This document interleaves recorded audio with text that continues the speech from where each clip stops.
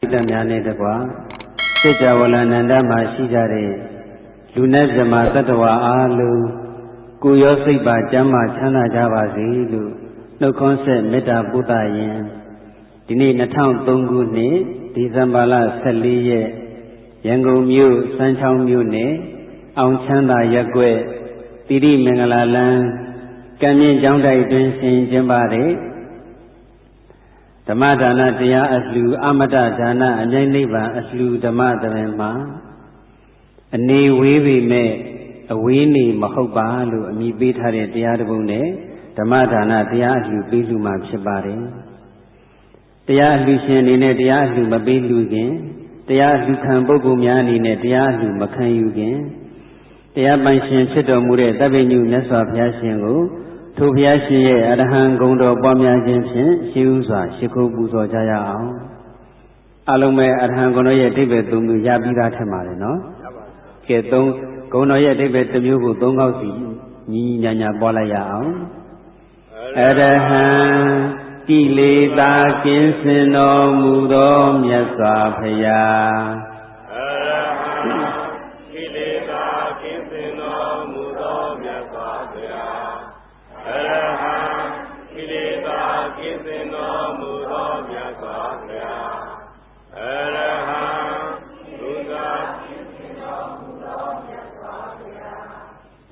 အရဟံစိတ်ွယ်ရာရ၌ပင်မကောင်းမှုကိုပြုတော်မမူသောမြတ်စွာဘုရားအရဟံစိတ်ွယ်ရာရ၌ပင်မကောင်းမှုကိုပြုတော်မမူသောမြတ်စွာဘုရားအရဟံစိတ်ွယ်ရာရ၌ပင်မကောင်းမှုကိုပြုတော်မမူသောမြတ်စွာဘုရားအရဟံပူဇော်ထူးကိုခံယူတော်မူထိုက်သောမြတ်စွာဘုရားအရဟံပူဇော်ထူးကိုခံယူတော်မူထိုက်သောမြတ်စွာဘုရားအရဟံပူဇော်ထူးကိုခံယူတော်မူထိုက်သောမြတ်စွာဘုရားသာဓုခေါ်လိုက်တော့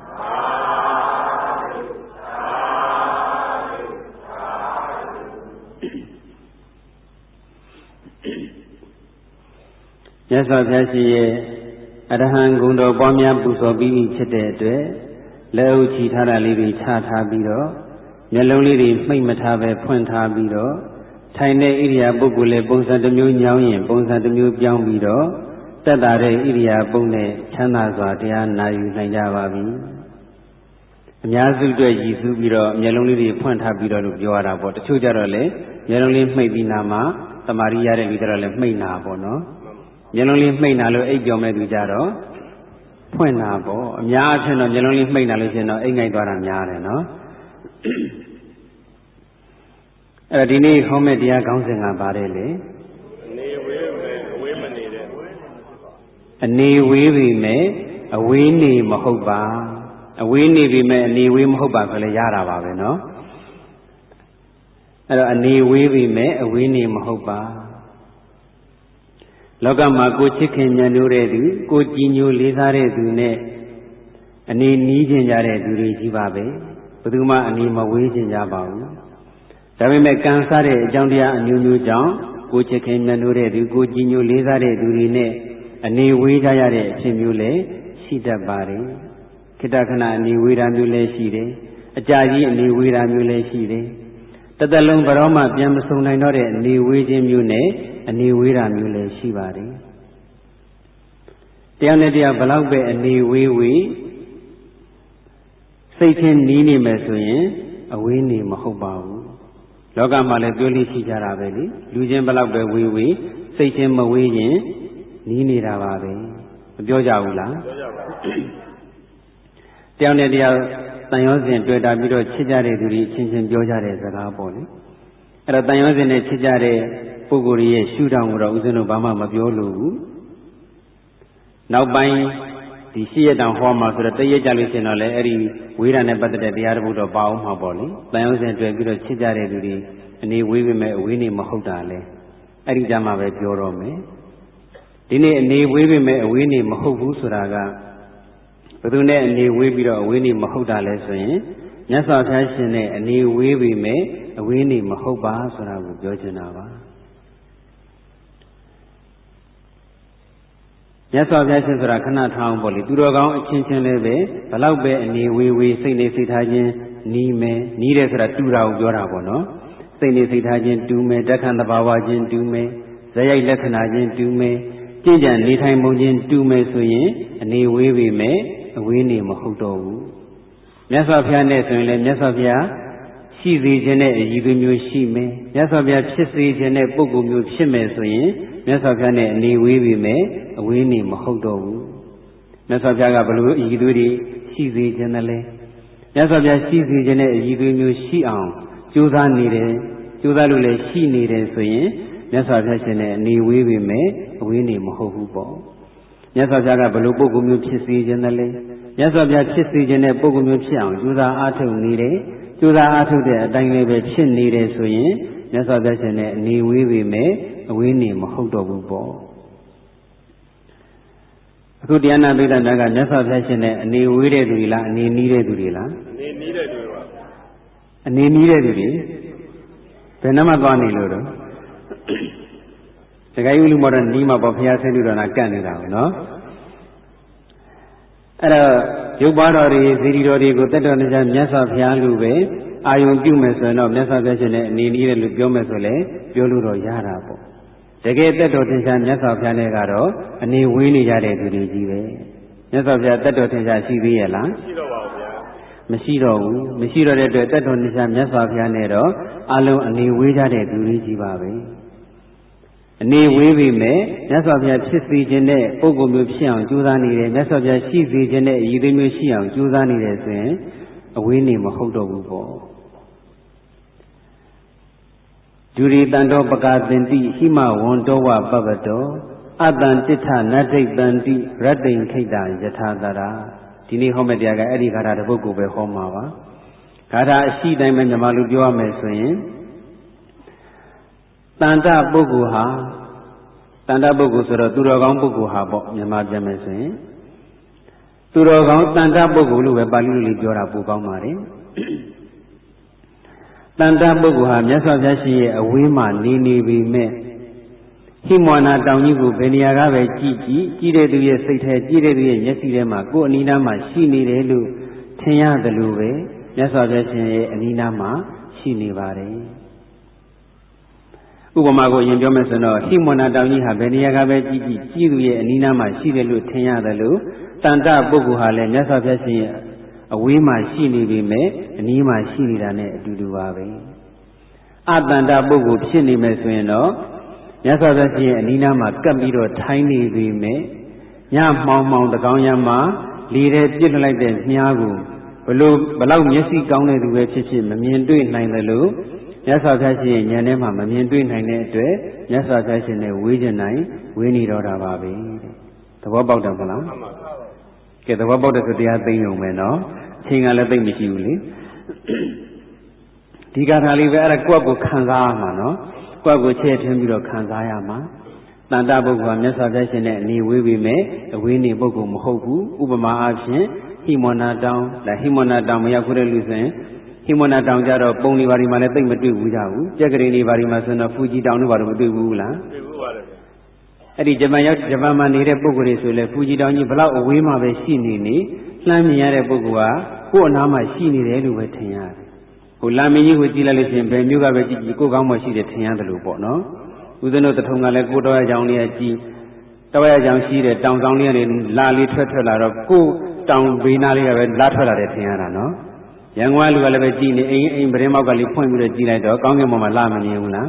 သူကလည်းပဲငါးမျိုးနဲ့ငါးချမ်းထက်မှလာကြီးရှိနေလာမင်းကြီးရှိနေတယ်လို့ထင်တာပဲအဲ့ဒီလိုပဲဖူကြီးတောင်ဟာဘလောက်အဝေးကပဲကြည့်မြန်မာပြည်နေနဲ့ဆိုတော့ပုပ္ပါတောင်ပေါ့လေအဲ့ဒီမျိုးနဲ့ပဲပုပ္ပါရှိတဲ့ကြောက်ပရောမျိုးနဲ့တို့ဘာလို့ပဲရောက်သွားလို့ပုပ္ပါတောင်ကြီးလှမ်းမြင်ရပြီဆိုရင်ကိုယ်အနီးနားမှာရှိနေတယ်လို့ပဲထင်ရတယ်မြင်ရတဲ့နေရာတိုင်းကနေကြည့်မယ်ဆိုရင်ပေါ့နော်အဲ့တော့တန်တပုဂ္ဂိုလ်ဟာလည်းမြတ်စွာဘုရားနဲ့နေဝေးပြီမဲ့အဝေးနေမဟုတ်ဘူး မြတ်စွာဘုရားရှင်နဲ့ဘလောက်အဝေးမှာပဲရှိနေနေမြတ်စွာဘုရားဉာဏ်ထဲမှာထင်းနေတဲ့အတွက်မြင်နေတဲ့အတွက်ဘုရားနဲ့နီးနေတာပါပဲမြတ်စွာဘုရားရှင်ရဲ့အနိနာဒုနာပေါင်နာကတ်ထိုင်ပြီးတော့နောက်ဆုံးမြတ်စွာဘုရားရှင်ရင်ဝင်တဲ့အထိကိုတက်ထိုင်အောင်မယ်ဆိုရင်ပေါ့တက်တော်တရားဘုရားတော့တက်ထိုင်လို့တော့မရဘူးပေါ့နော်ရုပ်ပေါ်တော့တက်ထိုင်လို့မရဘူးလားရပါဘူးတက်တော်တရားမြတ်စွာဘုရားနဲ့ခန္ဓာကိုယ်အသားချင်းထိပြီးတော့ကန့်နေပေမဲ့အတန်တပုဂ္ဂိုလ်ဖြစ်နေတယ်ဆိုရင်မြတ်စွာဘုရားရှင်နဲ့အနီးနီးပေမဲ့အနီးနေမဟုတ်ပါဘူးတဲ့အဝေးနေပုဂ္ဂိုလ်ပါပဲဒါဆိုရင်မြတ်စွာဘုရားရှင်နဲ့နီးခြင်းတဲ့ပုဂ္ဂိုလ်တွေဟာကိုယ့်ကိုယ်တန်တပုဂ္ဂိုလ်ဖြစ်အောင်ကြိုးစားရုံပဲပေါ့တန်တပုဂ္ဂိုလ်ဆိုတာဘယ်လိုပုဂ္ဂိုလ်တော့သူတော်ကောင်းပုဂ္ဂိုလ်သူတော်ကောင်းပုဂ္ဂိုလ်ဆိုတာဘယ်လိုပုဂ္ဂိုလ်တော့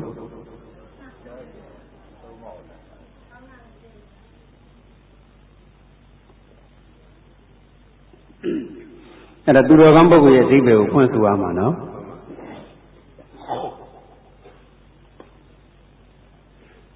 ်ဟိုထူးမှထူးတရားထဲမှာလည်းသူတော်ကောင်းရဲ့အဓိပ္ပာယ်ပြောခဲ့မှုပါတယ်နော်သူ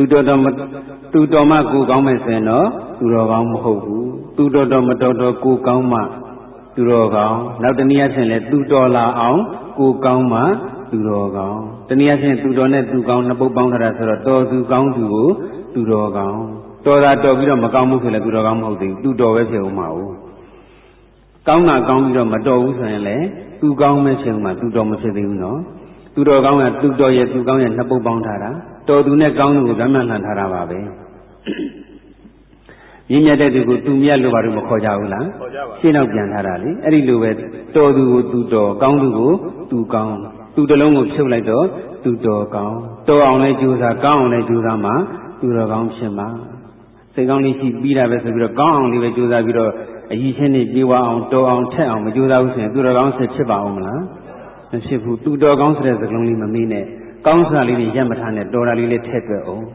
တော်တာလေးတွေလည်းရက်မထားနဲ့ကောင်းတာလေးလည်းထည့်တွက်အောင်ဒါကတော့ထူးမှပါပြီးသားဆိုတော့ထပ်မပြောတော့ဘူးနော်အဲ့တော့တန်တဆိုတဲ့ပါဠိစကားလုံးကိုမြန်မာလိုတိုက်ရိုက်ဘာသာပြန်မယ်ဆိုရင်တော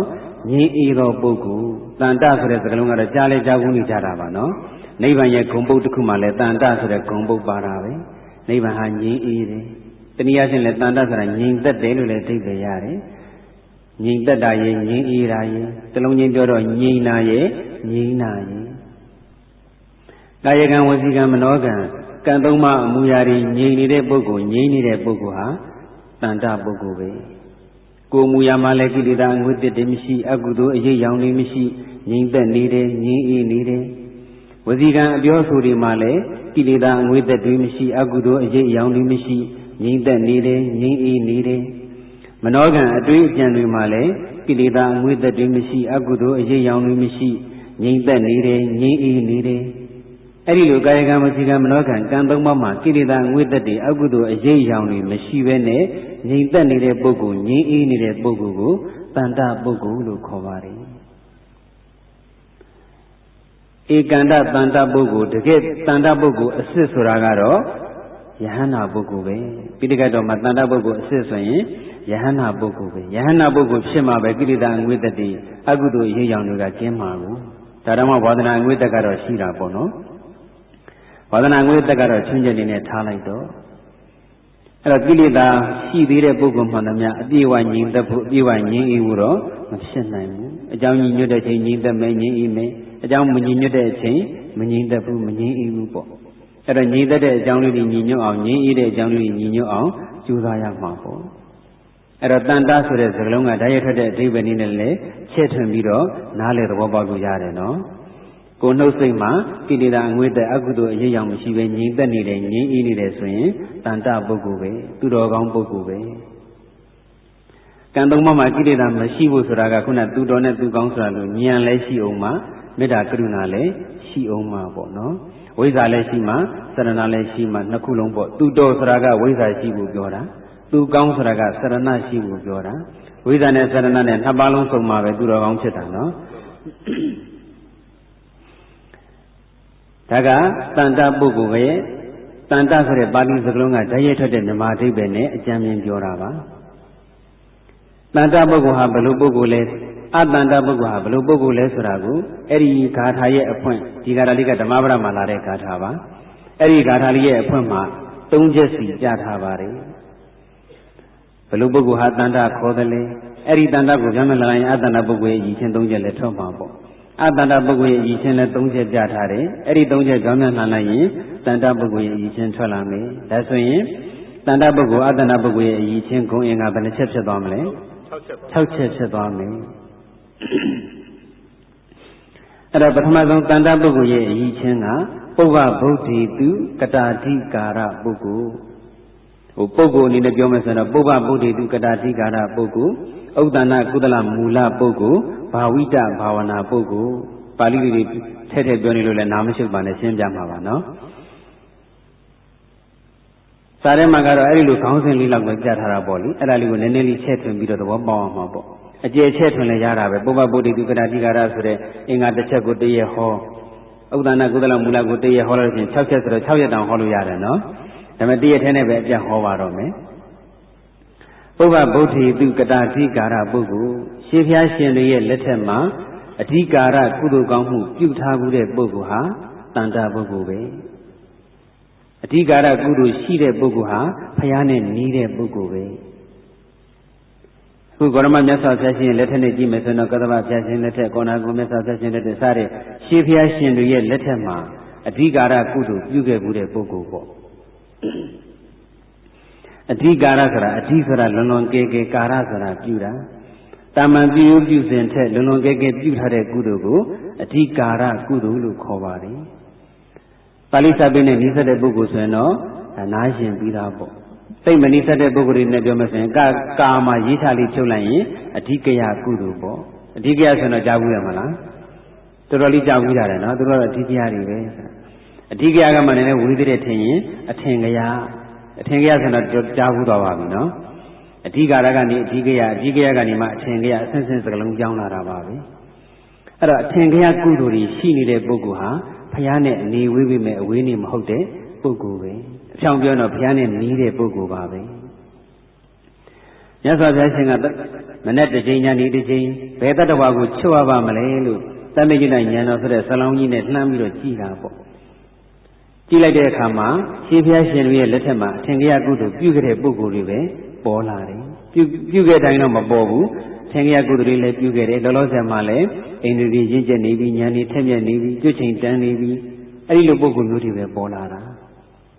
ဒါကြောင့်မို့မြတ်စွာဘုရားနဲ့အနေဝေးပေမဲ့ဝေးနေမဟုတ်ဘူးလို့ပြောတာမြတ်စွာဘုရားရှင်နဲ့မိုင်မောင်းယူဇနာပေါင်းဘလောက်အဝေးကြီးမှပဲရှိနေထင်ကြကုသိုလ်ရှိတယ်ဆိုရင်မြတ်စွာဘုရားရဲ့ဉာဏ်ထဲမှာပေါ်လာတာပဲအဲ့ဒါဆိုရင်ဘလောက်ဝေးဝေးတကူနဲ့ကြွတဲ့ရင်တကူနဲ့ကြွပြီးတော့ကဲချွတ်မယ်ခြေချင်းပဲကြွတဲ့ရင်ခြေချင်းကြွပြီးတော့ကဲချွတ်မယ်အဲ့တော့ထင်ကြကုသိုလ်ဆိုတာတာမန်ကုသိုလ်မဟုတ်ဘူးဆိုတော့တာမန်ကုသိုလ်ကပစ္စုပန်မှာကြီးပွားအောင်ချမ်းသာအောင်တန်မြာမှာလည်းပဲနောင်ဘဝတန်မြာဒီမှာလည်းထက်တန်းကြကြဉာဏ်ပန်းလှလှဖြစ်အောင်ဆိုပြီးတော့ပစ္စုပန်ကောင်းကျိုးတမလွန်ကောင်းကျိုးလောကီကောင်းကျိုးချမ်းသာတွေကိုမျှော်လင့်တောင်းတပြီးတော့ပြုတဲ့ကုသိုလ်ဟာတာမန်ကုသိုလ်ပဲသူကိုလူတိုင်းပြုနေကြတဲ့ကုသိုလ်မျိုးပဲကုသိုလ်မပြုလုံးဝမပြုတဲ့သူတဲ့ဆိုင်တော့တော်တယ်လို့ပြောရမှာပေါ့နော်ဒါပေမဲ့လို့ပစ္စုပန်ကုသိုလ်တွေပြုရင်တော့ပစ္စုပန်မှာဇီဝတွေတက်မှာပဲဟဲ့ကုသိုလ်တွေပြုထားလို့ရှိရင်တော့နောင်ဘဝတွေမှာစင်တန်မြင့်မှာပဲဟဲ့ဆိုပြီးတော့အဲ့ဒီလိုလောကီကောင်းကျိုးချမ်းသာတွေကိုမျှော်လင့်တောင်းတပြီးတော့ပြုတဲ့ကုသိုလ်ဟာတာမန်ကုသိုလ်ပဲတာမန်လူတွေလည်းပြုနေကြတဲ့ကုသိုလ်မို့လို့တာမန်ကုသိုလ်ပဲအထင်ကြီးကုသိုလ်ဆိုတာကပစ္စုပန်ကြီးပွားဖို့လည်းမတောင်းတဘူးတမလွန်ချမ်းသာဖို့လည်းမမျှော်လင့်ဘူးဘာကုသိုလ်ကောင်းမှုပဲပြုတောက်ရည်လေးတစ်ခွက်ပဲတောက်ရည်လေးတစ်ခွက်ပဲလှူပေါ့ကက်ကက်ဆိုတာကဖះဆိုတော့ကက်ကက်ပြောမှာဟုတ်ဒီလူချင်းချင်းတောက်ရည်ရေတစ်ခွက်တိုက်တယ်ဆိုတော့ရေလေးတစ်ခွက်ပဲတိုက်ပေါ့နော်ရေလေးတစ်ခွက်ပဲလှူပန်းလေးတစ်ပွင့်ပဲလှူဣဒံမေပုညနိဗ္ဗာနတပစ္စယောဟောတုဒါကရှည်ရည်တဲ့ဆိုတော့လူရင်းကတော့နိဗ္ဗာန်ပစ္စယောဟောတုပေါ့နိဗ္ဗာန်ဒီကောင်းမှုဟာနိဗ္ဗာန်ရဲ့အထောက်ပံ့ဖြစ်ပါစေတန်တရားဝိဆင်းကလွတ်မြောက်ဖို့အတွက်ထောက်ပံ့ဖြစ်ပါစေလို့အဲ့ဒီလိုနိဗ္ဗာန်ကိုပဲဥတည်ပြီးတော့ပြုတဲ့ကုသိုလ်ဟာအထင်ကရကုသိုလ်ပဲဒါကြောင့်အပါဒဏ်တွေပါရီမထေမြတ်ရဲ့အထုပ္ပတ္တိတွေပါရီတရားတွေနာဘူးကြတာပဲဘယ်မထေကတော့ဖြင့်ပန်းလေးတစ်ပွင့်လှူပြီးတော့နိဗ္ဗာန်ရောက်သွားတယ်ဘယ်နှကဘာအပယ်မလားဘူးဘယ်ပုဂ္ဂိုလ်ကတော့ဖြင့်သတိလေးတစ်လုံးလှူပြီးတော့ငှက်ကလေးဖြစ်တော့ကသတိလေးတစ်လုံးလှူပြီးတော့ဘယ်နှကဘာအပယ်မလားဘူးအခုယဟန္တာကြီးဖြစ်သွားပြီဆိုတာမကြောက်ဘူးလားဒါမလို့သတိလေးတစ်လုံးလှူတဲ့ကောင်းမှုပန်းလေးတစ်ပွင့်လှူတဲ့ကောင်းမှုနဲ့နိဗ္ဗာန်ရောက်တာတော့မဟုတ်ဘူးနော်စခဲ့တဲ့ကုသိုလ်လေးကပြောတာ ပထမဆုံးစပြီးတော့အထင်ကရဆိုတဲ့မို့လေထင်ထင်ရှားရှားမှတ်မှတ်ရရပြုခဲ့တဲ့ကုသိုလ်လေးကိုသာပြောတာတတိလေးတစ်လုံးပန်းလေးတစ်ဝင်းလှူအဲ့ဒီကနေစပြီးတော့ဒါနတက်ကလေးတွေပါသွားပြီးတော့နောက်လည်းပဲထပ်ခါလှူသီလတွေလည်းဆောက်ပြီးသမထဝိပဿနာဘာဝနာတွေလည်းပွားများဒါနသီလဘာဝနာကုသိုလ်တွေဘဝပေါင်းများစွာပြုလို့အားထုတ်ပြီးတော့မှနောက်ဆုံးယဟန္တာဖြစ်ကြတာနော်တတိလေးတချို့ကလည်းအဲ့ဒီဝိထုလေးတွေအကြမ်းမြင်လေးဖတ်ပြီးတော့တတိလေးတစ်လုံးလှူယုံပန်းလေးတစ်ဝင်းလှူယုံနဲ့နေမှရောက်တာပဲကင်ငါတတိတစ်လုံးမကောက်ဘူးပန်းတစ်ဝင်းမကောက်ဘူးလှူပြီးတော်ပြီဆိုပြီးတော့ဘာကုသိုလ်မှမလုပ်တဲ့လူတွေလည်းမရှိဘူးလားဒါသဘောမပေါက်ဘူးနော်တတိတစ်လုံးပန်းတစ်ဝင်းလှူယုံလေးနဲ့မဟုတ်ဘူးဒါပထမဆုံးစလှူခဲ့တာကိုသာပြောတာဒီဘဝအနေနဲ့ဆိုလေကိုယ်ဘဝလေးတွေကိုပြန်ကြည့်လိုက်ပေါ့လေလူမှန်းသိတဲ့ရွယ်စပြီးတော့ဘယ်ကုသိုလ်လေးနဲ့ကိုစပြုခဲ့တယ်လဲဆိုတာမှတ်မှတ်ရရလေးတွေရှိမှာပေါ့နော်တန်ဖိုးကြီးချင်မှကြီးမယ်ခလေးဘွားတော်ကပြုခဲ့တာလေးတွေဥစဉ်တို့ခလေးတရားဝဲတွေဆိုတော့ပြောလေးရှိတယ်ဒီမှာလည်းလူကြီးတရားဝဲဆိုတော့မပြောတော့ဘူးနော်ဒါနလို့ပြောလိုက်တာနဲ့ကိုယ်ငယ်တုန်းကစလှူခဲ့တဲ့ဟာလေးကပေါ်လာတာပဲဒီတဲ့သောတာတွေလည်းရှိချင်းရှိမှာပေါ့ဒါပေမဲ့စိတ်ထဲမှာအထင်ကြီးလေးဖြစ်နေတာထင်ထင်ရှားရှားလေးဖြစ်နေတာအဲ့လိုဒါနမျိုးလေးတွေပြောတာပါတတိတလုံးပန်းတဝင်းဆိုတာအဲ့တော့အထင်ကြီးကုသိုလ်ဆိုလို့သိမ်းမောင်ရာထောင်ချီပြီးတော့ငွေကြေးကုန်ကြအများကြီးခံပြီးတော့လှူတဲ့အလှူမျိုးကိုမှအထင်ကြီးကုသိုလ်လို့ခေါ်တာမဟုတ်ဘူးကိုယ်စွမ်းနိုင်တဲ့လောက်စွမ်းလေးတဲ့ဇွန်တစ်ယောက်မှလှူနိဗ္ဗာန်ပစ္စယောဟောတုနိဗ္ဗာန်ရဲ့ထောက်ပံ့ဖြစ်ပါစေဆိုရင်အဲ့ဒီဇွန်တစ်ဇွန်လှူလိုက်တဲ့အလှူဟာလေအထင်ကြီးကုသိုလ်ဖြစ်သွားတာပါပဲအဲ့ဒီလိုနိဗ္ဗာန်ရဲ့ထောက်ပံ့ဖြစ်ပါစေဆိုတဲ့ဥတီချက်ချပြီးတော့လှူခဲ့တဲ့ကုသိုလ်ကောင်းမှုတစ်ခုတလေလေးမှမရှိဘူးဆိုတော့အဲ့ဒီပုဂ္ဂိုလ်နိဗ္ဗာန်လုံးဝမရောက်ပါဘူးအဲ့ဒီလိုပုဂ္ဂိုလ်မျိုးနိဗ္ဗာန်ကြောင်းလည်းမြတ်စွာဘုရားကယ်ချလို့ကိုမရဘူးနော်အဲ့ဒါရှင်းဖျားရှင်တွေရဲ့လက်ထက်မှာနိဗ္ဗာန်ကိုဥတည်ပြီးတော့ပြုတဲ့ကုသိုလ်တွေရှိခဲ့သလားမရှိခဲ့ဘူးလားဆိုတာကတော့ပုဗ္ဗေနိဝါဒဘယ်ကြီးလည်းမရတော့မသိနိုင်တော့ဘူးပေါ့အဲ့တော့ဒီဘဝအနေနဲ့ပဲကြည်လိုက်ပုဗ္ဗဗုဒ္ဓတုရှင်းဖျားဆိုနေမှာဘုရားဆိုတာလေးခဏဖြုတ်ထားလိုက်တော့မဖြုတ်လည်းရတာပေါ့လေဦးဇင်းတို့ဂေါရမမြတ်စွာဘုရားမနေ့ကဖျားဆိုလို့ရှိရင်လေကိုယ်အနေနဲ့ဆိုတော့ရှင်းဖျားပဲမဟုတ်ဘူးလားဒီဘဝရဲ့ရှင်းဖျားပေါ့နော်တချို့လူတွေအိမ်မှာကိုယ်ကရမှာရှင်းအောင်ဖျားနဲ့လေဟဲ့လားရှင်းအောင်ဖျားဆိုလည်းဟောင်းလေးတစ်လုံးဆွဲလိုက်ရှင်းဖျားပေါ့ဟောင်းတာကလည်းမကောင်းပါဘူးနော်အဲ့ဒါရှင်းဖျားလေးတကူကြည့်တယ်ဆိုပြီးတော့ကိုယ်ဝယ်ချတယ်လို့မျိုးပေါ့လွန်ခဲ့တဲ့ရက်တွေလွန်ခဲ့တဲ့လတွေလွန်ခဲ့တဲ့နှစ်တွေဆိုတာလေဒီနေ့အနေနဲ့ကြည့်မယ်ဆိုရင်ရှင်းပဲပေါ့အဲ့ဒီရှင်းနေ့တွေရှင်းလတွေရှင်းနှစ်တွေတုန်းကရှင်းအသက်အရွယ်ပိုင်းခြားတွေတုန်းကနိဗ္ဗာန်ကိုဥတည်တဲ့ကုသိုလ်ကောင်းမှုပြုခဲ့မှုတဲ့ဆိုရင်ဘုရားနဲ့နေတဲ့ပုဂ္ဂိုလ်ဖြစ်သွားပြီပေါ့အရင်နေ့တွေကနိဗ္ဗာန်ကိုဥတည်တဲ့ကုသိုလ်တွေမပြုခဲ့ဘူးလားပြုခဲ့ဘူးတယ်အခုတရားဆိုတာကနမူနာကောင်းစင်လေးတစ်ခုသိလိုက်တဲ့ဆိုရင်ကိုယ့်ဘဝကိုမိမောင်းထုတ်ပြီးပြန်ကြည့်ရမှာငါရောဘယ်လိုလဲဆိုတာပြန်ကြည့်ရမှာနော်အခုနိဗ္ဗာန်ကိုဥတည်တဲ့အထင်ကြီးကုသိုလ်မျိုးရှိရင်ဘုရားနဲ့နီးတယ်လို့ဆိုတဲ့တဲ့ငါနိဗ္ဗာန်ကိုဥတည်တဲ့ကုသိုလ်များရှိရဲ့လားပြန်ဆက်လိုက်ရတယ်မရှိသေးဘူးဆိုရင်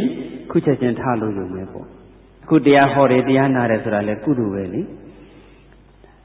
ူတွေထင်ကြတာကပစ္စည်းဝတ္ထုထူလိုက်မှဒါနကုသိုလ်လို့အာရပါရစိတ်ထဲမှာထင်တာအခုတရားဟောတယ်ဆိုလေဒါနကုသိုလ်ပဲတရားနာတယ်ဆိုတာဘာကုသိုလ်လဲဓမ္မတဝနာဆိုတာဒါနသီလဘာဝနာတွေဘယ်ထဲထည့်မလို့ဘာဝနာတွေထည့်ရမှာဓမ္မတဝနာတရားနာတဲ့ကုသိုလ်ဆိုတာဘာဝနာကုသိုလ်ပဲတရားသဘောလေးတွေဆင်ခြင်နေတယ်ဟောတဲ့စကားလုံးလေးတွေနောက်ကိုဉာဏ်လေးကလိုက်ပြီးတော့တတိလေးကလိုက်ပြီးတော့နှလုံးသွင်းနေတယ်ဆင်ခြင်နေတယ်တရားနာနေစေအခိုက်အတန့်မှာဘာဝနာဆိုတာနောက်ပိုင်းအင်္ဂါတစ်ချက်မှလည်းပါမှာပါခုကလေးကကြိုပြောမယ်ဆိုရင်ဘာဝနာဆိုတာပွားတယ်လို့ခေါ်တာဘာပွားတာလဲဆိုရင်ဓာတ်ကောင်းဓာတ်မြတ်လေးတွေပွားတာကိုပဲဘာဝနာလို့ခေါ်တာလို့အဲ့ဒါခုတရားနာနေစေအခိုက်မှာသရဓာတ်ကလေးတွေလည်းမပွားဘူးလားပွားတယ်ဝိရိယဓာတ်လေးတွေလည်းပွားတယ်တတိဓာတ်လေးတွေလည်းပွားတယ်သမာဓိဓာတ်လေးတွေလည်းပွားတယ်ပညာဓာတ်လေးတွေလည်းပွားတယ်သရဝိရိယတတိသမာဓိပညာအဓိကပေါ့လေကျန်တဲ့သူတော်ကောင်းဓာတ်တွေပီတိတို့ပတ္တရီတို့အများကြီးလည်းရှိပါတယ်အဲ့တော့တရားဝိရိယတတိသမာဓိပညာလို့ခေါ်တဲ့သူတော်ကောင်းဓာတ်တွေသူတော်ကောင်းဓာတ်ကောင်းဓာတ်တွေပွားများအောင်လုပ်နေတာကိုပဲဘာဝနာလို့ခေါ်တာခုတရားနာနေတဲ့အချိန်မှာအဲ့ဒီဓာတ်ကောင်းဓာတ်တွေတူပါတဲ့အတွက်တရားနာတဲ့ကုသိုလ်ဟာလည်းဘာဝနာကုသိုလ်ပဲပေါ့ဒီကနေ့တရားဟောတဲ့ကုသိုလ်ဒီနေ့တရားနာရတဲ့ကုသိုလ်ဟာနိဗ္ဗာန်ရဲ့ထောက်ပံ့ဖြစ်ပါစေလို့စိတ်ညွှတ်လိုက်တယ်ဆိုရင်ကိုပဲအထင်ကြီးကုသိုလ်ရှိသွားပြီအခုပြောနေတဲ့မှာကိုပဲမညွှတ်လိုက်ကြဘူးလားတကယ်ရောညွှတ်ရလား အဲ့ဒါဘာကုသိုလ်ပဲပြီးပြီးနိဗ္ဗာန်ဆိုတာလူကျင်သလားမလူကျင်သလားဘယ်လိုလဲဘာမှမရှိတော့လဲပြင်းကြိုင်ဘာညာဘာမှကိုစဉ်းစားမနေနဲ့ပညာရှိသူတော်ကောင်းတွေကဘုရားအစရှိတဲ့ပညာရှိသူတော်ကောင်းတွေဟာနိဗ္ဗာန်ဟာအကောင်းဆုံးချမ်းသာပဲ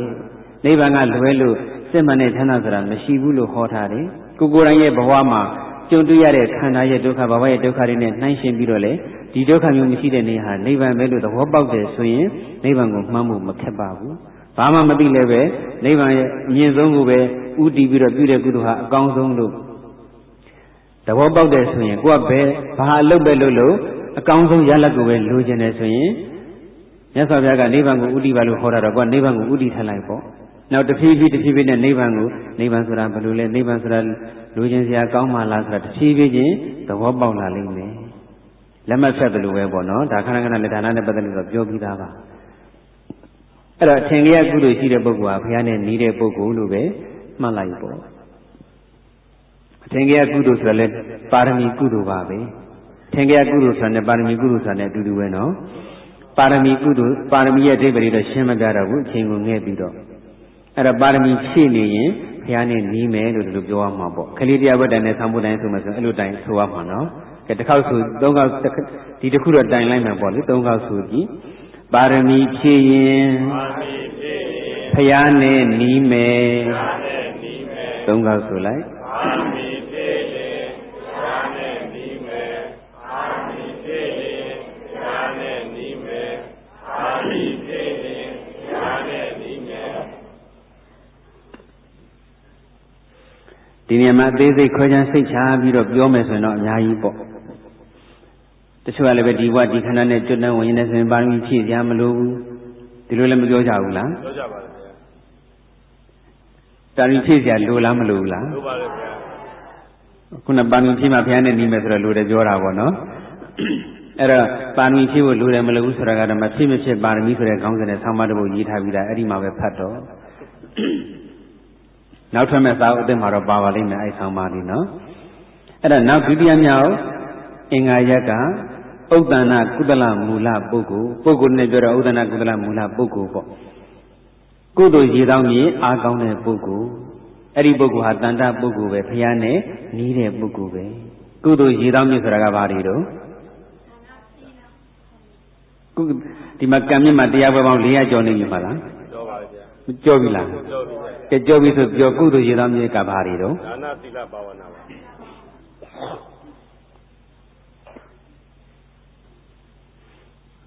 ကုသိုလ်ရည်တောင်းမြင့်လေကဲနည်းနည်းလေးအစဖောက်ပေးမယ်ရည်တောင်းမြင့်ဆိုတော့ဟေတုပေါ့ကုသိုလ်ရည်တောင်းမြင့်3ပါးဆိုတာကုသိုလ်ဟိတ်3ပါးလေအာလောဘအာဒေါသအာမောဟကဲအစဖောက်လိုက်ရင်ပြောနိုင်တာပဲနော်ကုသိုလ်ရည်တောင်းမြင့်3ပါးဆိုတာကုသိုလ်ဟိတ်3ပါးဟိတ်ဆိုတာကဟိတုပစ္စယောဆိုတဲ့တိုင်းရွတ်နေတာနော်ဥဒ္ဒနာဟိတုပစ္စယောပေါ်လေးမတွက်လိုက်နဲ့ဟိတုပစ္စယောပြီးတဲ့က3မို့ဟိတုပစ္စယောပဲရှင်ဖြတ်တစ်လုံးဟောပါဖျားဆိုတစ်လုံးဟောလို့ရတယ်နော်ဟေတုပစ္စယောဆိုတဲ့ခေါင်းစဉ်လေးနဲ့ကိုတစ်သလုံးဟောလို့မကုန်ဘူးအဲ့ဒါဟေတုဆိုတာအကြောင်းတရားဟေတုကိုဟိတ်လို့တော့ဒီရူပကိုရုပ်လို့ဘာသာပြန်တယ်လို့ပါဠိတဝဟရတော့ပြန်ထားတာပေါ့နော်ဟိတ်ဆိုတော့ဟိတ်လို့နှမ်းခေါ်တယ်လို့ထင်နေဦးမယ်နော်ဟိတ်နဲ့ဆိုပြီးတော့အဲ့ဒါဟိတ်ဆိုတာဟေတုဆိုတာအကြောင်းပဲအကြောင်းကိုဥပမာပြလိုက်တော့ရည်သောင်းမြစ်ပဲဟေတုအကြောင်းဆိုတာကကုသိုလ်ဖြစ်ခြင်းအကြောင်းအကုသိုလ်ဖြစ်ခြင်းအကြောင်း2မျိုးရှိတာပေါ့အဲ့ဒီမှာကုသိုလ်ဖြစ်ခြင်းအကြောင်းကြတော့ကုသိုလ်ဟိတ်ကုသိုလ်ရည်သောင်းမြစ်အကုသိုလ်ဖြစ်ခြင်းအကြောင်းကြတော့အကုသိုလ်ဟိတ်အကုသိုလ်ရည်သောင်းမြစ်အကုသိုလ်ရည်သောင်းမြစ်ကလောဘဒေါသမောဟအကုသိုလ်ရည်သောင်းမြစ်ကကုသိုလ်ရည်သောင်းမြစ်ကအလောဘအဒေါသအမောဟအဲ့တော့အလောဘအဒေါသအမောဟလို့ခေါ်တဲ့ဓာတ်ခံကောင်း3မျိုးကိုကုသိုလ်ရည်သောင်းမြစ်လို့ခေါ်တာအဲ့ဒီကုသိုလ်ရည်သောင်းမြစ်3မျိုးလွယ်တကူပြောရင်ဓာတ်ခံကောင်း3မျိုးရှိတဲ့ပုဂ္ဂိုလ်ဟာဘုရားနဲ့နီးတဲ့ပုဂ္ဂိုလ်ပဲအလောဘအဒေါသအမောဟရဲ့အဓိပ္ပာယ်ကတော့သိပြီးသားပဲမလားသိပြီးသားဆိုတော့ရှင်းစရာမလိုတော့ဘူးနော်လောဘဆိုတာကလူကျင်တာလို့ဘာသာကြရင်အလောဘဆိုတော့ဆိုတာကနူးတို့နန်းတို့နဲ့အဓိပ္ပာယ်တူတော့မလူကျင်တာပေါ့အခုတရားနာပိဋကများကတနေ့တနေ့စီးပွားတွေမချဘူးလားချပါပါလူကျင်စိတ်နဲ့ချတာလားမလူကျင်တဲ့စိတ်နဲ့ချတာလားလူကျင်စိတ်နဲ့ချတာဩဒါဖြင့်အလောဘထမရှိဘူးပေါ့အဲ့တော့အလောဘမလူကျင်ဘူးဆိုလို့ရှိရင်တော့ကြာ စီးပွားရေးမရှားမဲ့သဘောဖြစ်နေဦးမယ်နော်ယဟနာရှင်မြတ်ကြီးတွေဆွမ်းခံထွက်တော့လဲဆွမ်းမလို့ခြင်းဘူးလားလိုချင်တာပါဆွမ်းလို့ခြင်းနဲ့ဆွမ်းခံထွက်တာဒါပေမဲ့လောဘနဲ့လိုချင်တာဟုတ်ရဲ့လားဒီဆွမ်းပေါ်မှာတာယာနှစ်တဲ့တက်မဲ့တဲ့စိတ်နဲ့လိုချင်တာမဟုတ်ဘူးခန္ဓာဝင်မဆောင်မဖြစ်လို့ခန္ဓာကြီးမကျွေးမဖြစ်လို့ဟိုလှဲအိုကြီးလှဲဝင်ယူကြီးခြောင်နေတဲ့ခါကျတော့စီးတွေပါတွေထည့်ပြီးတော့ဟိုလှဲစာဆိုတာကျွေးရတယ်မလားအဲ့ဒီလိုမျိုးပေါ့လဲအိုကြီးလဲစာကျွေးတဲ့သဘောမျိုးနဲ့တနည်းပြောတော့အနာကိုဆေးထည့်ပြီးတဲ့သဘောမျိုးအနာဆေးထည့်တဲ့သဘောမျိုးနဲ့ကျွေးတာမစားလို့ရှိရင်ခန္ဓာလောင်ပြီးတော့အသက်ဆုံးရှုံးတော့မှဆိုးလို့မကျွေးမဖြစ်လို့ကျွေးရတာအဲ့တော့ယဟနာရှင်မကြီးနဲ့ဆွမ်းခံထွက်တဲ့ဆိုရင်ဆွမ်းလူခြင်းနဲ့မာယာတဲ့စိတ်နဲ့လူခြင်းတာလားမရှိမဖြစ်လို့လူခြင်းတာလားမရှိမဖြစ်လို့လူခြင်းတာအခုတရားနာပြီးတဲ့မြတ်ကနေ့စဉ်စီးပွားရှာနေကြတာကလူตายခြင်းလို့ရှာနေတာလားမရှိမဖြစ်လို့ရှာနေတာလားဒါချင်းမตายရတော့ဘူးပေါ့အဲ့တော့ตายခြင်းနဲ့စိတ်ခံစားခြင်းနဲ့စိတ်ตายနှစ်သက်တက်မဲ့တဲ့စိတ်လောဘနဲ့ရှာရင်တော့ตายနှစ်သက်တက်မဲ့တဲ့စိတ်နဲ့ရှာရင်တော့လောဘပေါ့မရှိမဖြစ်လို့ရှာတာဆိုရင်တော့အလောဘဒီခန္ဓာကြီးမရှိလို့ဒီခန္ဓာကြီးရှိနေတော့လည်းသာဝဏီကျမ်းမာကြီးဖြည့်စည်းမပြီးပဲနေလို့ရပါမလားမရဘူးအဲ့တော့မရှာမဖြစ်လို့ဒီခန္ဓာကြီးကျွေးဖို့အတွက်မရှာမဖြစ်လို့ရှားရတယ်မိဘတွေရှိတော့မိဘကျေးဇူးဆက်ဖို့အတွက်ရှားရတယ်သားရီသမီးတွေရှိတော့သားသမီးကိုပြုစုထောက်ပံ့ဖို့ရှားရတယ်ဆင်းရဲနွမ်းပါးတဲ့ပုဂ္ဂိုလ်တွေအတွက်အကျိုးဆောင်ဖို့ပရဟိတအလုပ်တွေလုပ်ဖို့အတွက်ရှားရတယ်တန်မြတ်လွတ်မြောက်လွတ်မြောက်ကြောင်းအလုပ်ကိုလုပ်နေတဲ့ကိုယ့်ရဲ့တန်မြတ်လွတ်မြောက်လွတ်မြောက်ကြောင်းကိုလည်းဒီလမ်းညွှန်ပြပေးနေတဲ့သာသနာတော်ကြီးကိုချီးမြှောက်ဖို့ပူဇော်ဖို့အတွက်ရှားရတယ်မရှာမဖြစ်လို့ရှားရတယ်ဆိုရင်အလောဘ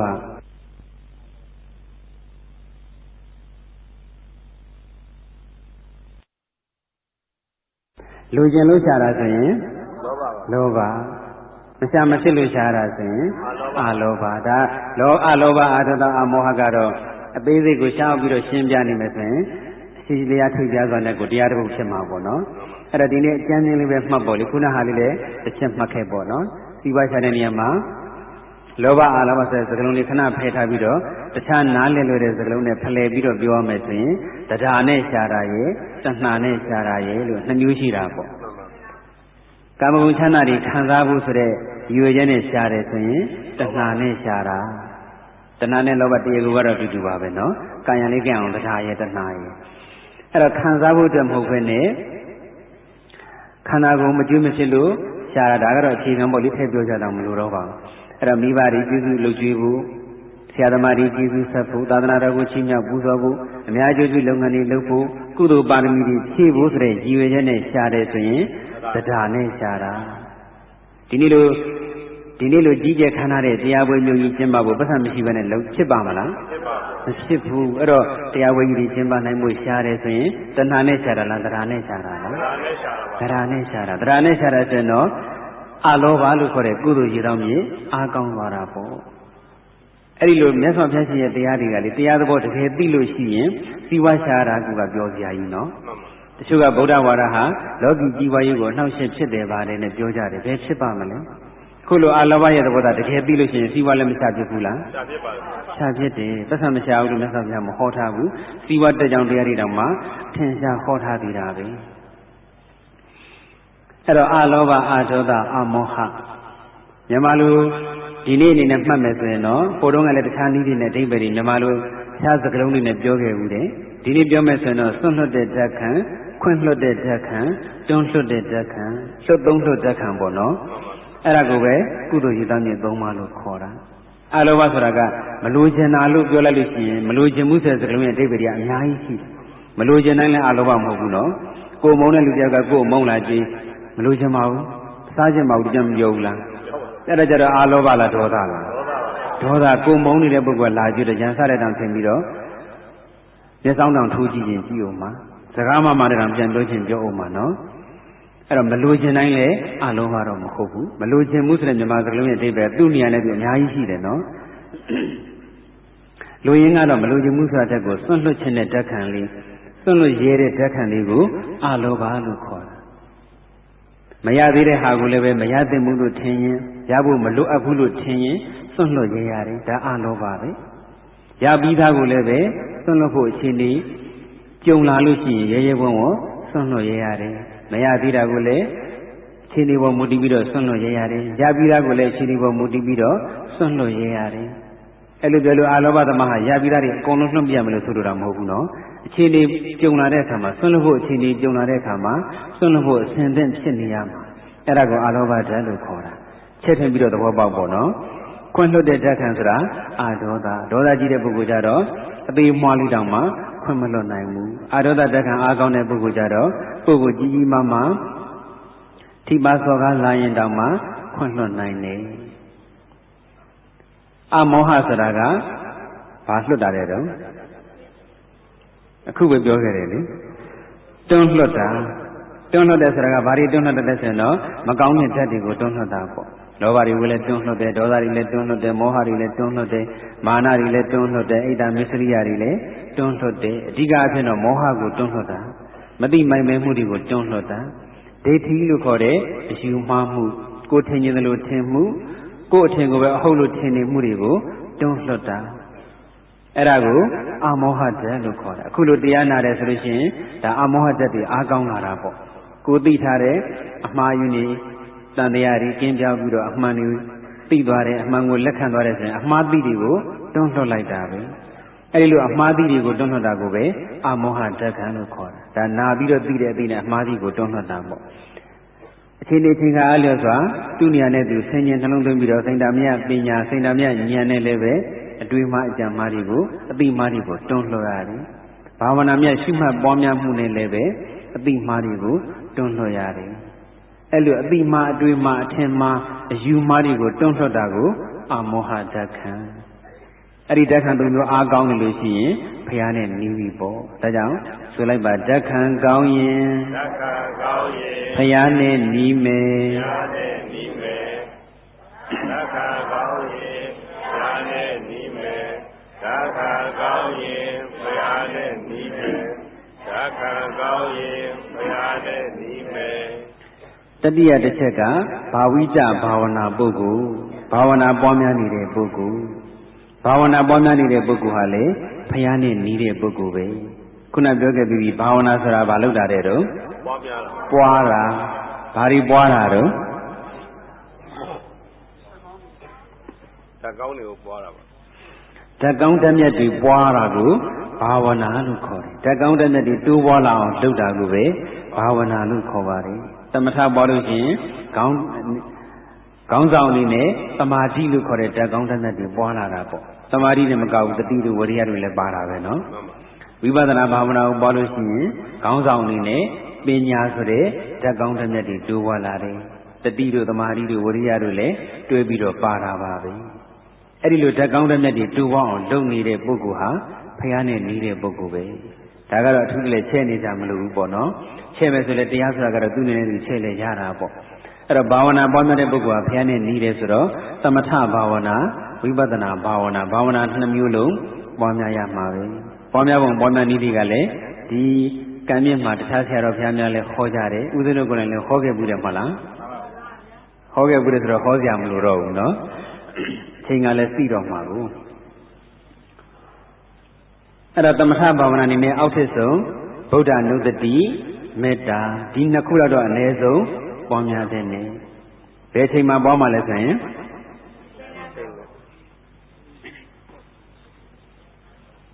အချိန်မရွေးနေရာမရွေးပွားများရမယ်ဖះရှိမှထိုင်မှာဂုဏတော်ပွားမှာမဟုတ်ဘူးနော်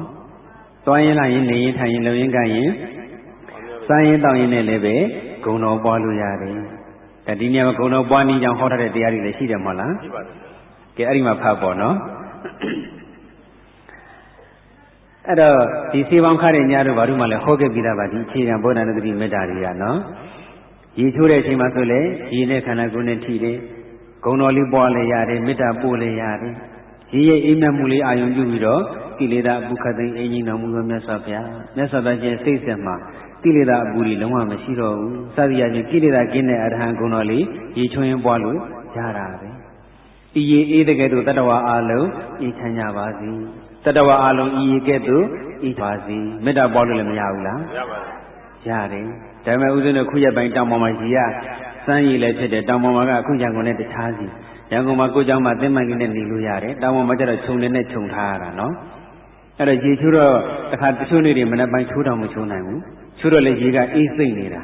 အဲ့တော့ခါနိုင်မေတ္တာပို့နေကြတိုင်းကိုတော့ဤကဲ့သို့တတ္တဝါအလုံးအေးချမ်းကြပါစေပထမတစ်ချက်တော့ပွားမိတယ်နောက်မှဒီလိုအေးလို့တော့မဖြစ်သေးဘူးအကုန်လုံးနှာစည်းကုန်မယ်ဟဲ့လားနှာစည်းကုန်ရင်ခက်လိမ့်မယ်ဆိုပြီးဤကဲ့သို့တော့မထဲတော့ဘူးဟဲ့လားတတ္တဝါအလုံးအေးချမ်းကြပါစေဒီလိုလေးပဲထားလိုက်ရတယ်နော်ကိုယ်လည်းပဲနေရာတကာအသေးသေးခံစားတတ်နေတော့ခက်တာပေါ့နော်အဲ့တော့ဤကဲ့သို့ဆိုတာကဒီကြီးအေးတယ်လို့ကိုအေးဆက်ပြီးတော့သူတို့တောင်းတင်းသွားဖို့လို့တော့မဆိုလိုပါဘူးနော်ဒီလေးအေးတယ်လို့ပဲတတ္တဝါတွေအားလုံးရဲ့စိတ်ဟာလည်းအေးချမ်းကြပါစေကိုယ်ရောစိတ်ပါအေးချမ်းကြပါစေအဲ့ဒီလိုမေတ္တာပွားရတာပေါ့အဲ့ဒီလိုအချင်းပေါ့လေဂုဏ်တော်ဗုဒ္ဓနုတ္တိနဲ့လည်းတစ်သက်လုံးနေလို့ရတာပဲမေတ္တာဘာဝနာနဲ့လည်းတစ်သက်လုံးနေလို့ရတယ်မြတ်စွာဘုရားရှင်ရဲ့သာသနာတော်မြတ်စွာဘုရားရှင်ရဲ့အဆုံးအမတွေနဲ့ကြုံတွေ့နေတဲ့အခိုက်မှာပွားစရာဘာဝနာတွေကုန်းကိုမကုန်းနိုင်ဘူးနိဗ္ဗာန်ကိုမြန်မြန်မရောက်ခြင်းမြန်မြန်ရောက်ခြင်းတဲ့စိတ်တွေရှိနေကြလို့ဒါဝိပဿနာတွေလည်းတွဲပြီးအားထုတ်နေကြရတာဒီကလေးကနိဗ္ဗာန်မြန်မြန်ရောက်ခြင်းတဲ့စိတ်ဓာတ်မရှိသေးဘူးဆိုရင်ဂုဏ်တော်ကြီးပဲတစ်သက်လုံးပွားနေဖို့တောင်ကောင်းတာနော်မေတ္တာတွေကြီးပဲတစ်သက်လုံးပို့နေဖို့တောင်ကောင်းတာဒါပေမဲ့ဂုဏ်တော်စစ်စစ်မေတ္တာစစ်စစ်ပွားတတ်ပို့တတ်ဖို့တော့လိုတာပေါ့စစ်စစ်လေးပွားတတ်ပို့တတ်မှလည်းပြောတာပါဒါပေမဲ့လည်းသမထရောဝိပဿနာရောနှမျိုးလုံးတွဲပွားတာကပုံကြီးပြောကြကောင်းတာပေါ့နော်အဲ့ဒါသမထဘာဝနာလည်းပဲပွားရမယ်သမထဘာဝနာပွားနေတဲ့အခိုက်အတန့်လေးမှာဘုရားနဲ့နီးနေတာပဲဝိပဿနာဘာဝနာလည်းပဲကိုယ်မူရာဖြစ်တိုင်းစိတ်မူရာဖြစ်တိုင်းဖြစ်နေတဲ့သဘောကိုဖြစ်တဲ့တိုင်းလေးပထမအဆင့်သိရင်နဲ့မှတတိသမารိဉာဏ်အားတွေကောင်းလာလို့ရှိရင်ဖောက်ပြန်တောင်းလဲတတ်တဲ့ရုပ်သဘောလေးရဲ့သိမြင်ကိုင်းညွတ်တတ်တဲ့နာမ်သဘောလေးရဲ့အဲ့ဒီပြောင်းလဲနေတဲ့သဘောလေးနဲ့သိနေတဲ့သဘောလေးကလည်းဖြစ်ပြီးပြဆိုတဲ့ဖြစ်တဲ့မြင်တဲ့ဉာဏ်နဲ့တဖြည်းဖြည်းအားကောင်းလာမှာပေါ့အဲ့ဒါရှုနည်းမှတ်နည်းတွေကတော့အခုဒီမှာဓမ္မတုတ္တရှင်စေကိနာနာတော်ကြီးဓမ္မတုတ္တကလည်း10ရက်တောင်ဟောအောင်မှာမလားအဲ့ဒီကြမှာအသေးစိတ်ပြောလိမ့်မယ်နော်ဒါကြောင့်ဆိုလိုက်ပါဘာဝနာပွားရင်ဖယားနဲ့နီးမယ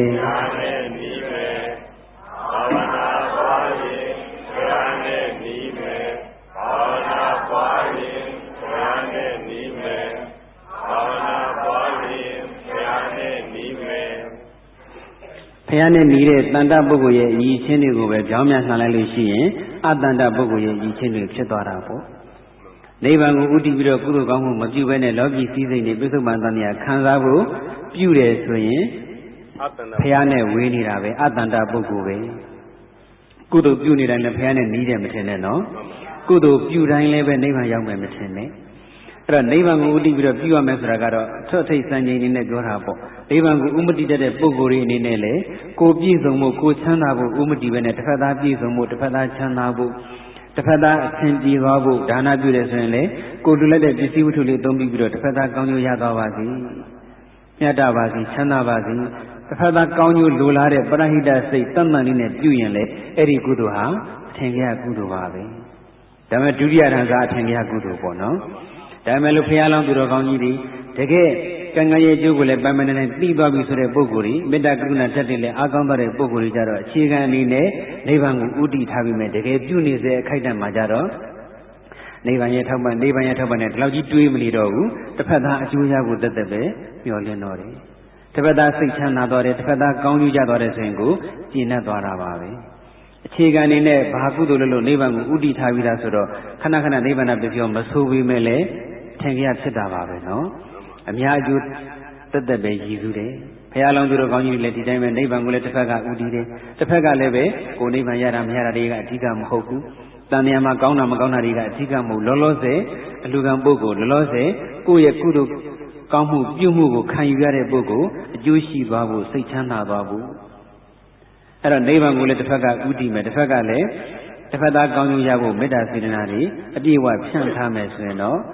့ပထမတန်းရောဒုတိယတန်းရောနှစ်ခုလုံးပေါင်းလိုက်တော့ဘာတန်းဖြစ်သွားတော့အထူးတန်းပေါ့အထူးတန်းဖြစ်သွားမှာပေါ့နော်အဲ့လိုအထူးတန်းဆင့်တန်းအမြင့်ဆုံးပါရမီကုသိုလ်တွေဖြစ်သွားမှာပေါ့ဒုတိယအနေနဲ့ဆိုတော့ကုသိုလ်ရည်တောင်းမြစ်တွေအာမကောင်းတဲ့ပုဂ္ဂိုလ် လောဘဒေါသမောဟလို့ခေါ်တဲ့အကုသိုလ်ရေတောင်းမြစ်တွေပဲအားကောင်းနေတဲ့ပုဂ္ဂိုလ်ဟာဘုရားနဲ့ဝေးတဲ့ပုဂ္ဂိုလ်အတ္တန္တပုဂ္ဂိုလ်ပေါ့ဘာဝနာမပွားများတဲ့ပုဂ္ဂိုလ်ဟာအတ္တန္တပုဂ္ဂိုလ်ဘုရားနဲ့ဝေးတဲ့ပုဂ္ဂိုလ်ဒီလိုဆိုတော့ဒါနတွေကြီးပဲပြုပြီးလိုက်တဲ့ကြီးဆောက်တည်နေုံနဲ့ဘုရားနဲ့နီးသေးရဲ့လားမနီးပါဘူးမနီးသေးဘူးတစ်ချက်ချင်းကြည့်ရင်တော့လည်းနီးတာပေါ့လေဒါနပြုတယ်နိဗ္ဗာန်ကိုဥတည်တယ်ဆိုတော့အဲ့ဒီခိုက်တန်ပြီးတော့ဘုရားနဲ့တော့နီးသွားတာပေါ့ဒါပေမဲ့ဒါနကလည်းစက္ကန့်တိုင်းပြုနေတာမှမဟုတ်တာနော်အဲ့တော့စက္ကန့်တိုင်းလိုအပ်တဲ့ကုသိုလ်ဆိုတာကဘာဝနာကုသိုလ်ပဲစက္ကန့်တိုင်းလုပ်လို့ရတဲ့ကုသိုလ်ကလည်းဘာဝနာကုသိုလ်ပဲဒါနနဲ့ပဲပြောတဲ့လူပဲထားပါတော့ဘာဝနာတွေဟိုလိုတတိပဌာန်မျိုးဝင်နေထွက်လေလည်းမှတ်ချင်မှုဂုဏ်တော်တွေမေတ္တာတွေလည်းမပွားချင်ဘူးဒါနနဲ့ပဲကိုယ်ကပျော်နေသပါဆိုရင်လေဒါနပြုနေစေအခိုက်တန်ကြတော့ဒါနကုသိုလ်ပေါ့ပြုပြီးသားဒါနလေးပြန်စဉ်းစားတာကြတော့သာဂနုတ္တိဘာဝနာဖြစ်သွားပြီဒါနမဟုတ်တော့ဘူးနော်ဘာဝနာဖြစ်သွားပြီဘယ်တော့မှဘာတွေလူခဲ့ဘူးတဲ့ဘယ်တော့မှဘာတွေလူခဲ့ဘူးတဲ့ဆိုတာကိုခုလောလောဆယ်ဖြူလေးကလေးကိုအာယုံပြီးတော့တူရမ်းပါတယ်ကျမ်းမာပါစေချမ်းသာပါစေလောလောဆယ်ကိုကိုပစ္စည်းဝတ္ထုအလူခံနေတဲ့ပုံလေးအာယုံပြုပြီးတော့ဒါနပြုနေလို့ရတာပဲဒါနကုသိုလ်လို့ပြောမယ်ဆိုလည်းရပါတယ်နော်အပရစေတနာကိုဒါနလို့တရားကိုကောက်လိုက်တော့သူလည်းပဲဒါနကုသိုလ်ပါပဲသာဂနုတ္တိဘာဝနာလည်းဖြစ်ပါတယ်နောက်ပုဂ္ဂိုလ်ကျမ်းမာပါစေချမ်းသာပါစေနဲ့မေတ္တာပို့နေတော့မေတ္တာဘာဝနာလည်းဖြစ်တာပါပဲနော်ဒါကတန်တပုဂ္ဂိုလ်ရဲ့အရည်ချင်း၃ချက်အတန်တပုဂ္ဂိုလ်ရဲ့အရည်ချင်း၃ချက်ကြတော့ဒိဋ္ဌဓမ္မဂရုကဝိတိဏပရလောကပုဂ္ဂိုလ်အာမိတသက္ခုကပုဂ္ဂိုလ်ဇီဝိကထာယပပ္ပဇိတပုဂ္ဂိုလ်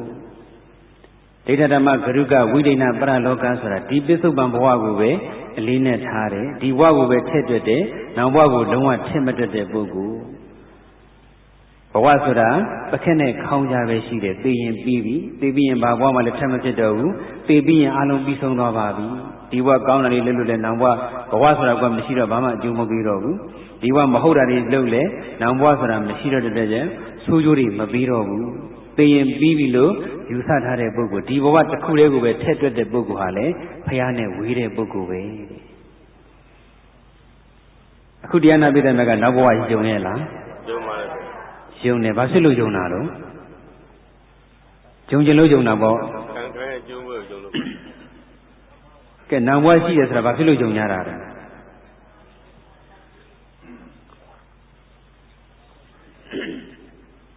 ဖယားဟောလို့ယုံတာလား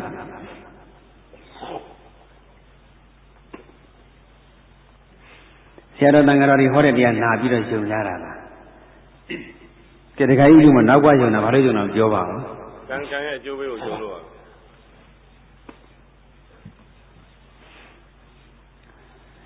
ဒီဘဝမှာလူတွေအများကြီးရှိဘူးလားရှိပါတယ်တခြားလူတွေထားခုကံမြင့်တရားဝဲလာနာကြတဲ့ဟောသူနာသူတွေကိုလူတွေအများကြီးရှိတာပေါ့ဒီမျက်စိပဲဒီနှာခေါင်းပဲဒီပါးစပ်ပဲဒီခေါင်းပဲဒီလက်ဒီခြေတွေပဲ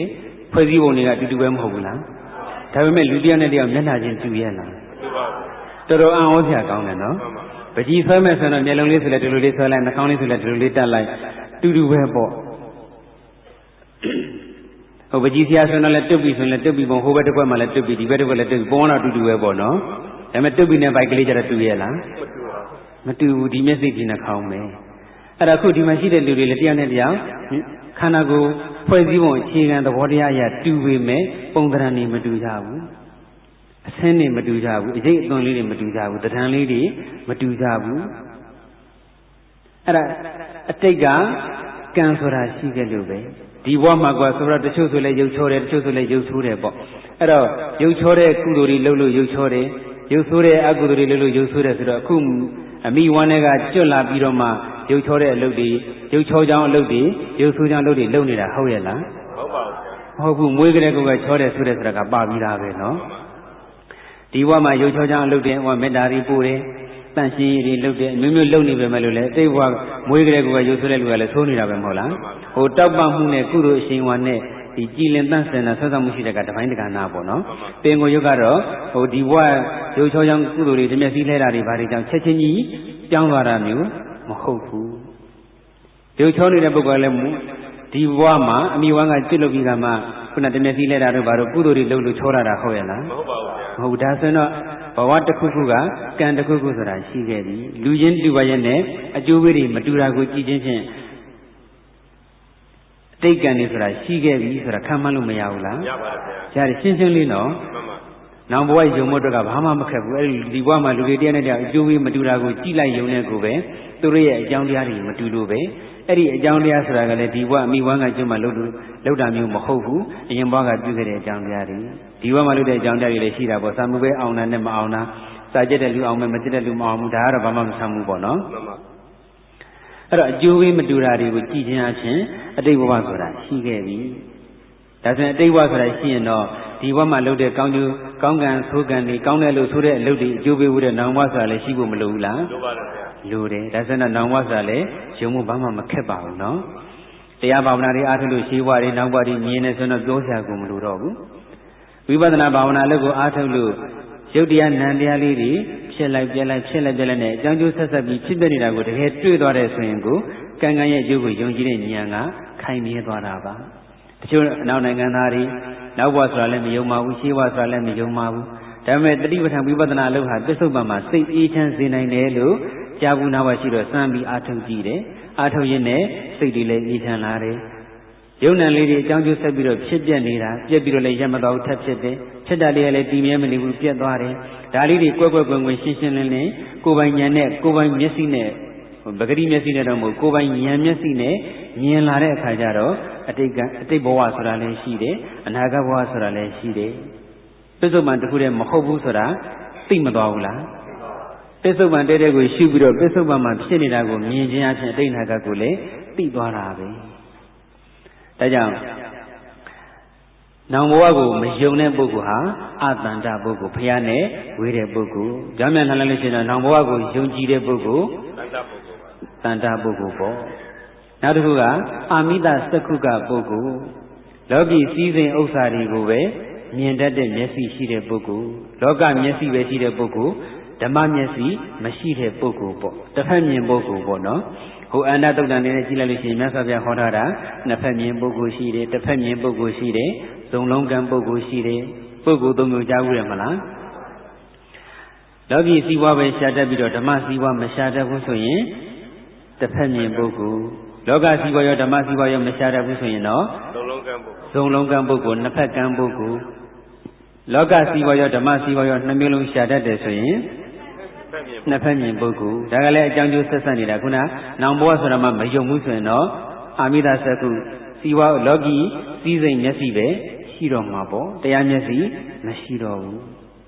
ဒါပေမဲ့နောင်ဘဝမယုံမိမဲ့လည်းဓမ္မမျက်စိရှိအောင်လုပ်မယ်ဆိုတော့လုပ်လို့တော့ရပါတယ်နော်ခုနပြောသလိုပစ္စုပ္ပန်မှာတကယ်ဖြစ်နေတာကိုပဲတကယ်သိကျင်နေဆိုပြီးတော့ဝိပဿနာလို့လုပ်ရင်းနဲ့တကယ်သိသွားပြီဆိုတော့နောင်ဘဝကိုလည်းသူ့လိုယုံသွားတော့တာပါပဲအဲ့ဒါလည်းပဲကိုယ့်ကိုချက်ထပြီးတော့ပေါက်တော့ပေါ့နော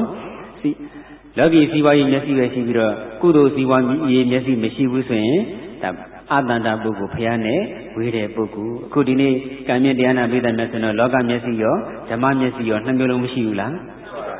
းရှိတယ်မျက်မှန်တတ်တဲ့ပုဂ္ဂိုလ်တွေကြတော့လေးလုံးလို့ခေါ်ကြတယ်မှာလားအဲ့ဒါဆိုတော့မျက်စိပိုကောင်းတဲ့သဘောဖြစ်သွားဘူးလားမဖြစ်ပါဘူးမျက်မှန်ချက်တိုင်းဘာမှကိုမမြင်ရတော့ဘူးနော်အဲ့ဒါလောကမျက်စိရောဓမ္မမျက်စိရော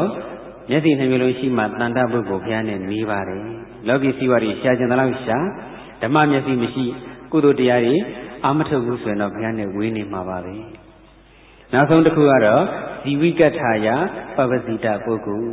အသက်မွေးဝမ်းကြောင်းအတွက်ယဟန်ပြုလာတဲ့ပုဂ္ဂိုလ်တဲ့ဒါရဲ့အချင်းဆိုတော့ယဟန်ပုဂ္ဂိုလ်ပဲရောက်သွားတာပေါ့တန်မြာဝဆင်းကလွတ်မြောက်ခြင်းလို့ယဟန်ပြုတာမဟုတ်ဘဲနဲ့အစားချောင်အနေချောင်လို့ချောင်ချောင်လေးနေခြင်းလို့ယဟန်ပြုတဲ့ပုဂ္ဂိုလ်ဒါကတော့ယဟန်တော်နဲ့ပဲဆိုင်တာဆိုတော့ထားလိုက်ပေါ့အဲ့ဒါကိုပဲလူအနေနဲ့ကြည့်မယ်ဆိုတော့ပပစီတာဆိုတာကရှင်ယဟန်လို့လည်းဓာတ်ရိုက်အဓိပ္ပာယ်ထွက်တယ်တရားအဓိပ္ပာယ်နည်းနဲ့ပဲကြည့်မယ်ဆိုရင်တော့ပပစီတာဆိုတာကိလေသာတွေကိုဖယ်ထုတ်နေတဲ့ပုဂ္ဂိုလ်ကိုပပစီတာလို့ခေါ်တာအဲ့တော့ကုသိုလ်ကောင်းမှုပြုနေတဲ့ပုဂ္ဂိုလ်မှန်သမျှကုသိုလ်ပြုနေစေခိုက်တမှာပပစီတာပဲဝိပဿနာလို့အားထုတ်နေတဲ့ယောဂီပုဂ္ဂိုလ်ဆိုတာလေပပစီတာပဲရှင်ယဟန်မဟုတ်ပေမဲ့လူဝိနဲ့ပပစီတာပေါ့ဟိုဘိက္ခုကိုလူဘိက္ခုယဟန်ဘိက္ခုနှစ်မျိုးရှိသလိုပေါ့နော်လူဝိကြောင့်ဝိကြောင့်ယဟန်သင်္ကန်းဝိယဟန်ဆိုပြီးတော့နှစ်မျိုးရှိသလိုပဲအဲ့တော့ကိလေသာကိုဖယ်ထုတ်နေတဲ့ဒါနပြုတာလည်းကိလေသာဖယ်ထုတ်တာပဲကုသိုလ်ပြုခြင်းရဲ့အနှစ်သာရကိုကကိလေသာကျင်းမှုပဲ ဘာဝနာပွားရမှာကိလေသာကင်းဖို့မဟုတ်ဘူးနော်ဒါနပြုတယ်ဆိုတာလေအဓိကအဖြစ်တော့လောဘကိလေသာကင်းသွားဖို့ပေါ့ခုနပြောတဲ့ဓက္ခံသုံးမျိုးနဲ့ကြည့်မယ်ဆိုရင်လောဘဓက္ခံအားကောင်းရင်ဒါနကုသိုလ်ဖြစ်တယ်အလောဘဓက္ခံအားကောင်းရင်ဒါနကုသိုလ်ဖြစ်တယ်အဒေါသဓက္ခံအားကောင်းရင်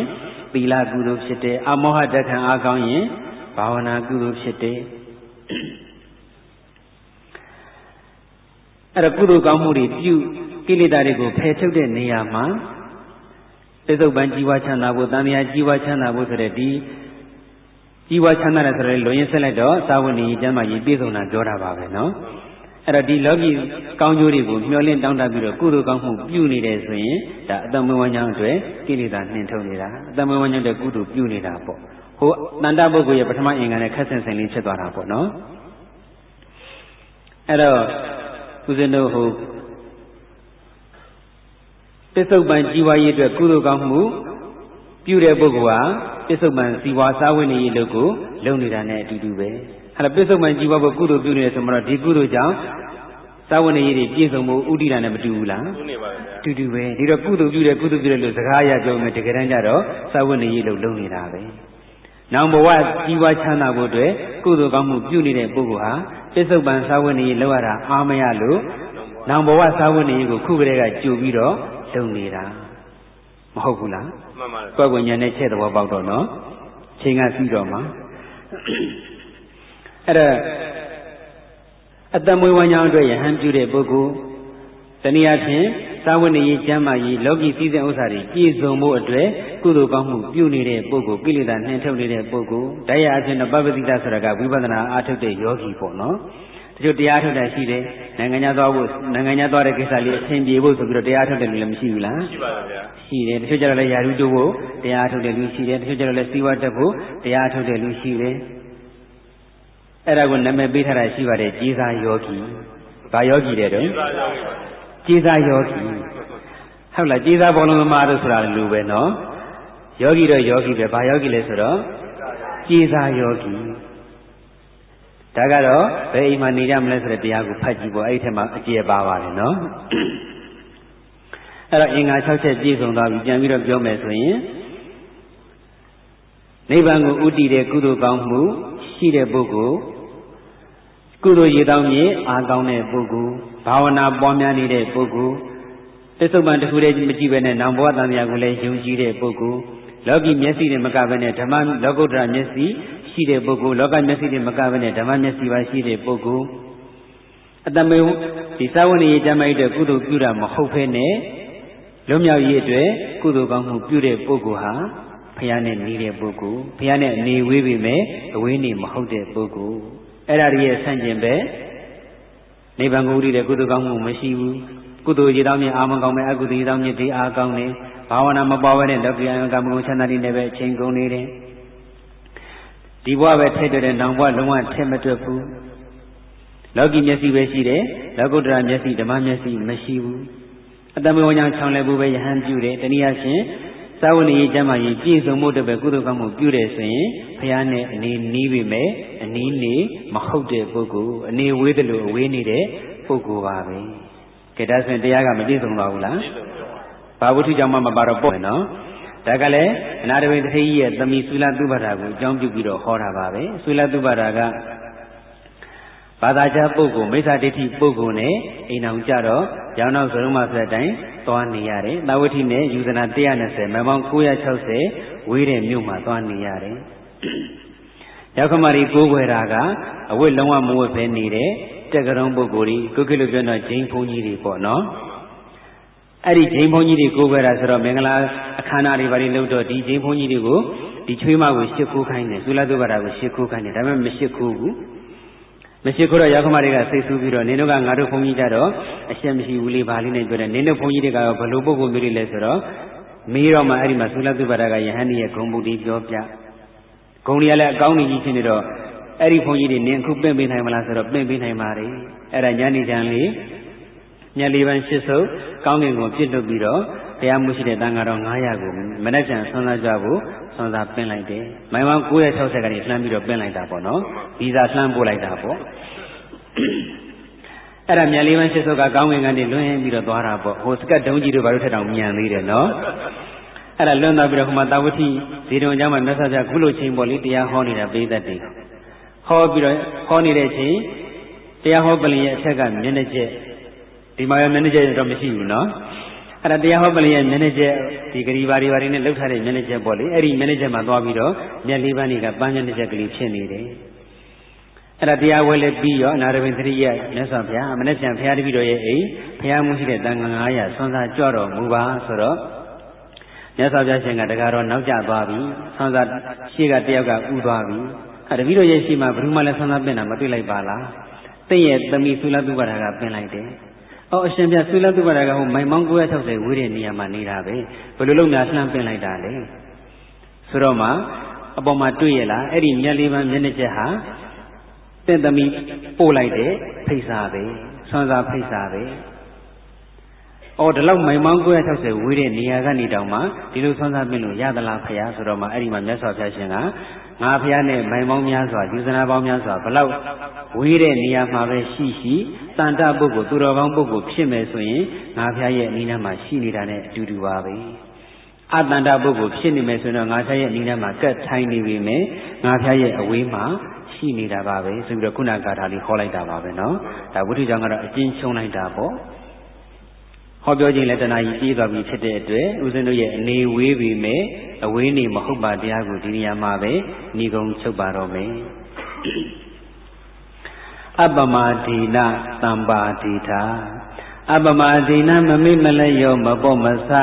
ပြင်းပြသက်တမ်းမှန်ကန်သောတတိတရားရှင်တံပါတိထသီလသမာဓိပညာဥစွတ်သောသိက္ခာသုံးပါးတို့ကိုကိုယ်စီကိုယ်ငါပြည့်စုံအောင်ကြိုးစားအားထုတ်နိုင်ကြပါစေကုန်သတည်း